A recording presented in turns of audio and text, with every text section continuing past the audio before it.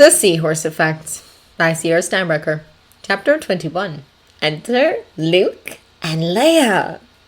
She stepped off the transport, bidding goodbye to the crew behind her, and started walking down the path that led through the trees to the small house where Anakin was staying. How is Annie? She wondered. It was getting close to the 5-month mark, and it had to be getting uncomfortable as the twins grew. For goodness sake, he wasn't even made for this. She walked up to the automated door and reached for the control panel when the door slid open and an arm reached out, pulled her through the door and into a tight hug as it slid shut behind her. "I'm so happy to see you, Padme," Anakin whispered as he smiled into her ear. "I missed you." Padme felt the curve of their children press against her, and she tilted her head up to ask how they were, but her husband kissed her before she could get the words out. She kissed him back, gripping his shoulders to return his hug. Finally, he stopped his attentions to her mouth, and she asked, "How are you? And how are the babies?" His smile broadened, and something inside Padme loosened at that smile. "We're fine, all of us. In fact," he added, "we should be able to feel them moving on the outside soon." She tilted her head to one side, asking a silent question. "I've felt them for a while already," he admitted. She released his shoulders and pressed a hand on the curve. "What did it feel like that first time?" "Like a bantha was tap dancing on my ribs." She frowned at him and he laughed, answering truthfully, "Like butterfly wings brushing my insides. Honestly, I thought it was just me at first, but it was them." He let go of her waist and led her deeper into the house.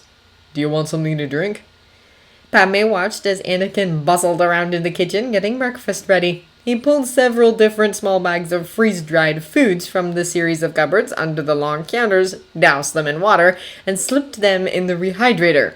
When he got up from the floor with a pouch of something yellow, one of his hands brushed his stomach. He paused for a moment and smiled, just a small one.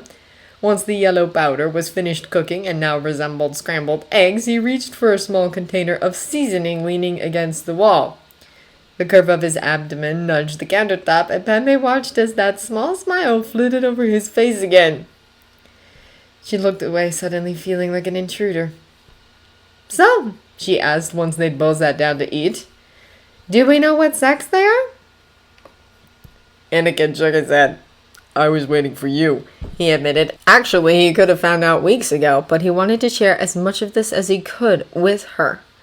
"There's a small medical unit in the back for emergencies, and it has an ultrasound unit." Padme gave him a look, and he wilted. "Okay, I took some of the other equipment and made it. I'll put it back like it was, I promise." She smiled at his sheepishness and finished her mouthful of eggs. "I'd like to find out soon. I already have some ideas for names," she explained. "Have you thought of any yet?" "Well, I don't want to name them after someone else, at least not for their first names," he answered, getting up to take his plate back to the kitchen. "They're their own people. They should get their own names." Nodding, she added, "I think so, though that might be a good idea for middle names." She drank down the last of her hot tea and asked, "So when can I see them?" Anakin drained his own cup and got up, grabbing her hand. "Let's go now." And they headed to the back of the small house. As he booted up his makeshift scanner, he asked, "So what ideas did you have for names?" "I really like some of the names I found that start with L. So Luke and Leo for 2 boys, and maybe Leia and Lucy in case they're both girls." She looked at him expectantly. "What do you think?" He ran a hand across his belly and stared unfocused at the ceiling for a moment. Then he nodded. "I like the idea of them sharing the first letter, but I'm not sure about Lucy. I like the other names, though." "What do they mean?" He started wiping some sort of goop onto his exposed bump as Padme answered, "Luke means giver of life, and Leo means lion. Leia means child of heaven, and Lucy just means light." He paused, then grimaced. "I don't think we should name one Luke and the other Lucy if we have a boy and a girl. They're too similar. We might get them mixed up. But come here." He grabbed her wrist and pulled her over to his side. Smiling, he handed her the scanner screen and started moving the wand across his belly. At first, all she could see was black, but then she saw a gray spot emerge. Then a second. Her breath caught, and tears welled up in her eyes. "Is that them?" she almost whispered. He kissed her cheek gently and said, "Yes, and look right here." He pointed to a spot on the first baby they'd seen. "I think she's a girl." He reached over and pulled Padme into a hug. "We're going to have a daughter." Padme smiled into the hug. "We're going to have a daughter," she repeated. Then her sense penetrated her euphoria. "I need the scanner!" "Oh, right." They let go of each other and he picked up the wand again. A little sheepishly, he put it back on his bump and started moving it again. There she is. Yes, that's definitely her. He couldn't help smiling. "Now, where's the other one?" "Here." He paused and gestured for her to look again. "This is the other twin, right here." He outlined the shape with a finger. "And look at that." He pointed to a spot low on the baby's body.